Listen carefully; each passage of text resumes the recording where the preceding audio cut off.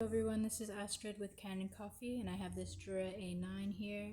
It had a scraper on the brew unit that was broken, so I replaced that, and I also did a full tune-up on the machine because the broken scraper was causing coffee grounds to spill inside of the machine. So in addition to cleaning those grounds, I did descaling, deep cleaning, cleaned the milk system, replaced some gaskets, and so on. So I just want to show that the machine is working as it should. So I'll just do a test shot for you.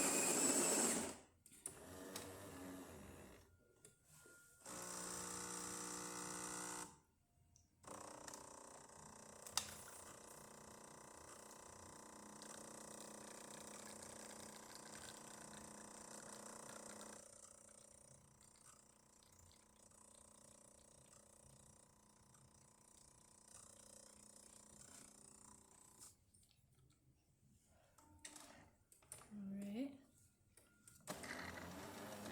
So there's that shot of espresso, and I also want to show the clean puck that came out of the machine. So there you go.